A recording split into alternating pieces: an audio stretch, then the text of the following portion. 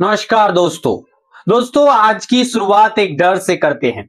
सोचिए आप एक लाइन में खड़े हैं, अपनी बारी का इंतजार लाइन में आप कर रहे हैं और अचानक एक कंप्यूटर बीप करता है और आपको लाइन से बाहर ढकेल दिया जाता है। वजह वजह मशीन को भी नहीं पता, बस उसने ये तय कर लिया है कि आप अब इस खेल का हिस्सा नहीं है। दोस्तों पश्चिम बंगाल में लोकतंत्र के साथ कुछ ऐसा ही, बल्कि इससे भी मैं कह सकता हूं भयंकर खेल जो है अब शुरू हो गया है। एक ऐसी खबर आई जिसने सिस्टम की नींद उड़ा दी है। आज खबर यह है कि वोट डिलीशन यानी कि मतदाता सूची से नाम काटने के मामले में एक बहुत ही बड़ा घोटाला भाई साहब पकड़ा गया है। और मजे की बात यह है एक इस बार चोरी की दाढ़ी में तिनका नहीं, बल्कि खुद चौकीदार यानी हमारे इलेक्ट्रल रजिस्ट्रेशन ऑफिस यानी ईआरओ संघ ने शोर मचा दिया है भाई साहब। उन्होंने सीधे चुनाव आयोग के बड़े साहब ज्ञानेश कुमार को आज चिट्ठी लिखकर कह दिया कि साहब ये जो हो रहा है ना बहुत गलत हो रहा है, हमारे अधिकारियों का हनन हो रहा है। आखिर ऐसा क्या हो गया कि जिन अफसरों को चुपचाप आदेश माननी चाहिए थी वो आज बगावत पर उतर आए हैं। दोस्तों आखिर 58 लाख लोगों के नाम काटने के पीछे की असली कहानी क्या है और बिहार का वो कौन सा पुराना राज है जो अब बंगाल में खुल रहा है। आइए जरा पढ़ते दर पढ़ते आपके सामने हम सारी चीजों को खोल के रखते हैं। सबसे पहले आपको समझ लेनी चाहिए कि ये एसआईआर क्या बला है भाई साहब।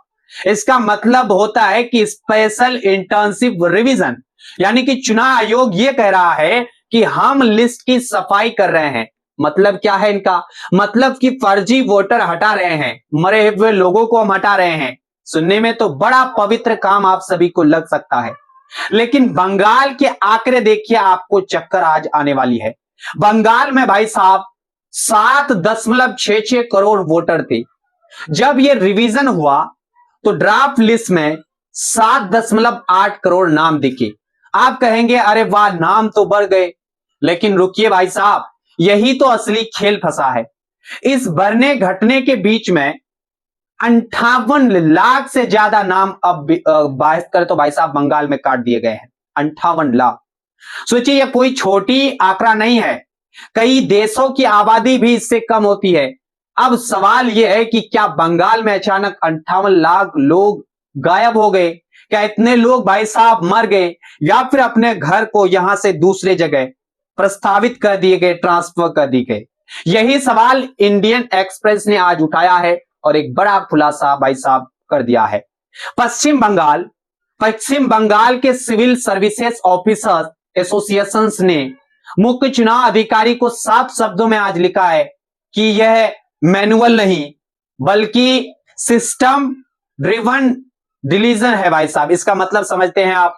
मतलब नाम कोई इंसान नहीं काट रहा है, नाम एक सॉफ्टवेयर काट रहा है। और यही वो बात है जिसने अफसरों को आज डरा दिया है भाई साहब। जरा उस ईआरओ की हालात के बारे में आप सोचिए, देखिए कितनी बड़ी राजनीति है यहाँ पे छुटी हुई, रणनीति नजर आ रही है। इसको आपको समझना है बंगाल के इलेक्शन के हिसाब से। देखिए कानून जनप्रतिनिधित्व अधिनियम 1950 कहता है कि वोटर लिस्ट का मालिक ईआरओ है। समझिए आप, वोटर लिस्ट का मालिक कौन है भाई साहब? ईआरओ है। नाम जोड़ना हो या हटाना है यह तय करने का अधिकार सिर्फ ईआरओ को ही होता है। उसे नोटिस भेजना होता है, सुनवाई करनी होती है और फिर फैसला लेना भी इन्हीं को होता है। लेकिन हकीकत क्या है?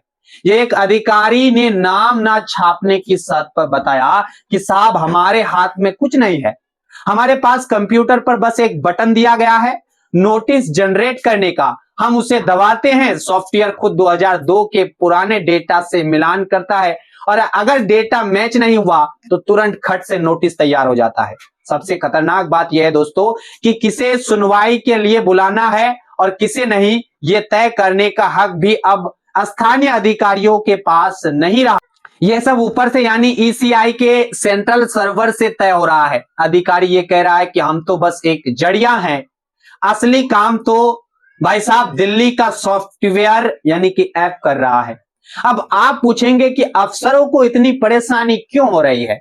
भाई परेशानी इसलिए है क्योंकि पब्लिक सॉफ्टवेयर को नहीं जानती, जब कल को किसी गरीब आदमी का नाम लिस्ट में नहीं मिलेगा तो वो किसका गिरेबान पकड़ेगा भाई साहब? वो जाएगा अपने स्थानीय ERO के पास, वो उसे गालियां देंगे, उसे दोषी मानेंगे। इसलिए अपनी चमड़ी बचाने के लिए और सच को सामने लाने के लिए संघ के महासचिव सकेत अशरफ अली ने चिट्ठी में साफ लिख दिया है, बिना ERO की जानकारी के नाम काटे जा रहे हैं। अगर ऐसा ही करना था तो हमारी नियुक्ति क्यों की गई? ERO का नाटक क्यों रचा गया भाई साहब? उन्होंने चेतावनी दे डाली है कि जनता हमें दोषी ठहराएगी, जबकि हमें पता भी नहीं है कि किसका नाम कट रहा है, काटा जा रहा है और क्यों कटा। उन्होंने आज साफ कहा कि चुनाव आयोग को जनता को बताना चाहिए कि नाम काटने के लिए ERO जिम्मेदार नहीं है। अफसरों का कहना है कि कई मामलों में मृत्यु या पलायन का कारण बताकर नाम उड़ा दिए गए, जबकि भाई साहब वो आदमी जिंदा और वहीं मौजूद हो। भाई साहब सकता है बिना जमीनी जांच के मशीन के भरोसे लोकतंत्र चलाना, क्या ये सही बात है भाई साहब? दोस्तों कहानी अभी खत्म नहीं हो रही है। पिक्चर का सबसे दिलचस्प हिस्सा जो है अब निकल करके आता है। ये जो आज बंगाल में आप सभी को दिख रहा है, ये कोई पहली बार नहीं है, बल्कि यही स्क्रिप्ट हूबहू यही तरीका मैंने जो देखा है भाई साहब, बिहार के SIR में भी अपनाया गया था।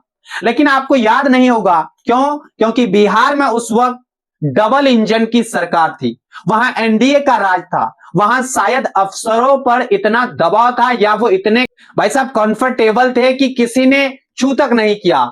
लेकिन बाद में पता चला कि बिहार में भी ऐसा ERO ने कोई जांच नहीं की थी।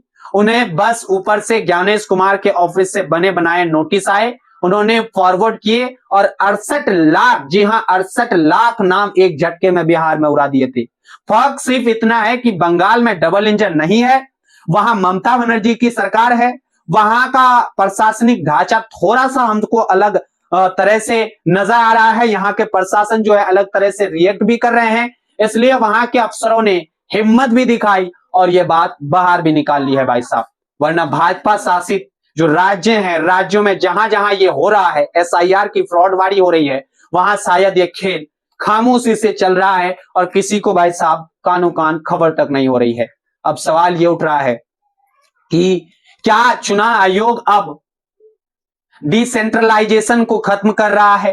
कानूनन जो ताकत एक स्थानीय अधिकारी के पास होनी चाहिए ताकि वो अपने क्षेत्र के लोगों को पहचान सके, वो ताकत छीनकर दिल्ली में बैठे एक सर्वर को दी जा रही है।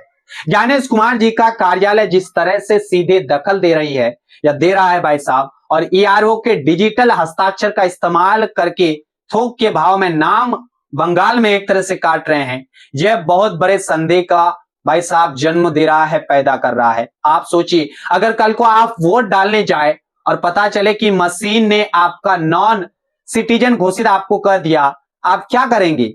यह सिर्फ 58 लाख नामों की आज बात नहीं है, यह उस भरोसे की बात है जिस पर हमारा लोकतंत्र टिका हुआ है। अगर ERO खुद कह रहे हैं कि दाल में काला है भाई साहब, तो फिर हम आप कौन होते हैं उस पर भरोसा करने वाले? पूरे मामले पर आपकी क्या राय नजर आ रही है? आपको क्या लगता है, क्या यह तकनीकी सुधार है या वोटरों को गायब करने का कोई डिजिटल प्लान है? अपनी राय अपने कमेंट बॉक्स में आप लिखकर हमको दीजिएगा। और हाँ, ये जानकारी गोदी मीडिया आपको नहीं दिखाएंगी भाई साहब, हम ही दिखाते हैं। और अगर आपको लगता है कि यह सच देश के हर नागरिकों तक पहुंचनी चाहिए, तो फिर इस वीडियो को ऐसे ही नहीं छोड़िएगा, लाइक कीजिएगा और दबाकर भाई साहब फैमिली में, दोस्तों में, बहनों में, भाइयों में शेयर जरूर कीजिएगा। जब तक सवाल नहीं पूछेंगे, जवाब नहीं मिलेगा, चैनल को सब्सक्राइब कर लीजिए, क्योंकि यहाँ बात लाग लपेट की नहीं, सीधी और खड़ी होती है भाई साहब। बहुत बहुत जुड़ने के लिए आप सभी का धन्यवाद।